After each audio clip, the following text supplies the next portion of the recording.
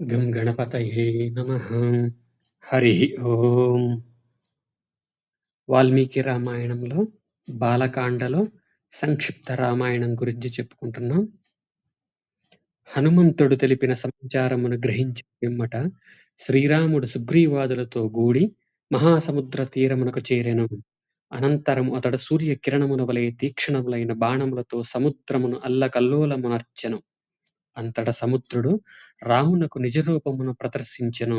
సముద్రుని సూచనలను అనుసరించి శ్రీరాముడు సముద్రముపై నలుని ద్వారా సేతువును నిర్మింపజేసెను. ఆ సేతువు ద్వారా లంకను జేరి శ్రీరాముడు రావణుని రణరంగమున హతమార్చెను. తదనంతరము సీతను సమీపించి పరుల పంచనున్న ఆమెను స్వీకరించుటకు లోకోపవాద శంకతో వెనుకాడెను. సీతాదేవి సౌశీల్యమును గూర్చి ఎల్లరకును విశ్వాసము కలిగించుటకై అందరి ఎదుట శ్రీరాముడు పరుషవచనములను పలికెను. సాధ్వి అయిన ఆ సీతాదేవి ఆ కఠినోక్తులను భరించజాలక అగ్నిలో ప్రవేశించెను. పిదప అగ్నిదేవుడు ప్రత్యక్షమై సీతాదేవి త్రికరణ శుద్ధిగా పరమసాధ్వి, దోషరహిత అని ప్రకటించెను. అంతటా శ్రీరాముడు పరమ సంతుష్టుడాయెను. రాముని ధర్మ నిరతిని దేవతలందరును కొనియాడిరి. మహాత్ముడైన శ్రీరాముడు ఆ దుష్ట రావణుని అంతమొందింపగా దేవతలతో ఋషులతో సకల చరాచరముతో కూడిన ముల్లోకములను సంతసించినవి. పిదప శ్రీరాముడు రాక్షస శ్రేష్ఠుడైన విభీషణుని లంకారాజ్యమునకు పట్టాభిషిక్తుని గావించెను. అట్లు కృతకృత్యుడైన రాముడు ప్రసన్న మనస్కుడయ్యెను.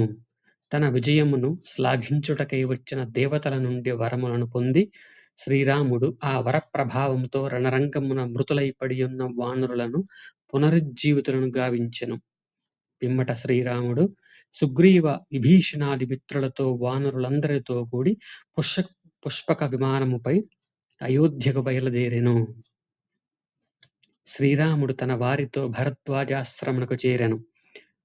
14 సంవత్సరములు పూర్తి అయిన వెంటనే అయోధ్యకు తప్పక తిరిగి వత్తును అని భరతునకు తాను ఇచ్చిన మాటను నిలబెట్టుకునుటకై శ్రీరాముడు ముందుగా హనుమంతుని భరతుని వద్దకు పంపెను. సుగ్రీవాదులతో పుష్పక విమానమును అధిరోహించి శ్రీరాముడు ప్రయాణ సమయమును భరతుని గూర్చిన విశేష గాథలను వారికి తెలుపుచు నందిగ్రామమునకు చేరెను. చక్కగా పితృవాక్య పరిపాలన మునర్చి వచ్చిన మహానుభావుడగు శ్రీరాముడు నందిగ్రామమున తన సోదరులను కలుసుకొని జటాదీక్షను పరిత్యజించెను. పిమ్మట సీతాదేవితో కూడి పట్టాభిషిక్తుడై రాజ్యాధికారమును చేపట్టెను. శ్రీరాముడు రాజైనందులకు ప్రజలెల్లరూ సంతోషముతో పొంగిపోవుచు ఆయన పాలనలో సుఖ సౌభాగ్యాలతో విలసిల్లుదురు. ప్రభుభక్తి తత్పరులై ధర్మ మార్గమున ప్రవర్తించుదురు. ఆరోగ్య భాగ్యములతో హాయిగా నుందురు. కరువు కాటకములు లేకుండా నిర్భయముగా జీవించుచుందురు. రామరాజ్యమున పుత్ర మరణములు లేకుండును.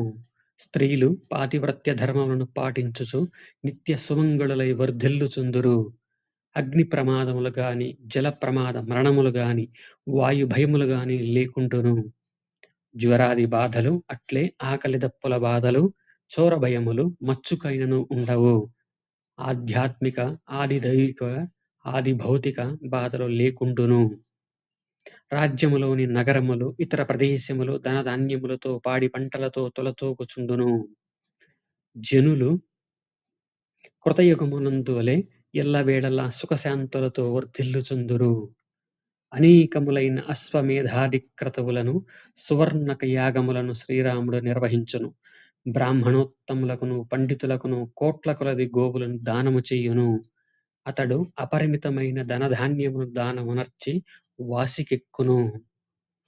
రాఘవుడు క్షత్రియ వంశములను 100 రెట్లు వృద్ధిపరుచును.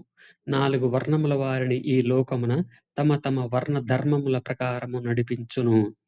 ఆ ప్రభువు 11,000 సంవత్సర కాలము ప్రజానురంజకముగా పరిపాలన సాగించి అనంతరము వైకుంఠమునకు చేరును. ఈ శ్రీరామచరితమును అంతఃకరణమును పవిత్రమనర్చును. సర్వ పాపములను రూపుమాపును. పుణ్య సాధనము, వేదార్థమును ప్రతిపాదించునదియు గావున ఇది సర్వ వేదసారము. నిత్యము దీనిని నిష్ఠతో పఠించు వారి పాపములు అన్నియును పటాపంచలైపోవును. ఈ రామాయణమును పఠించిన వారికి ఆయుష్యాభివృద్ధి కలుగును. వారి పుత్ర పౌత్రాదులకును, పరివారకులకును క్షేమలాభములు ప్రాప్తించును.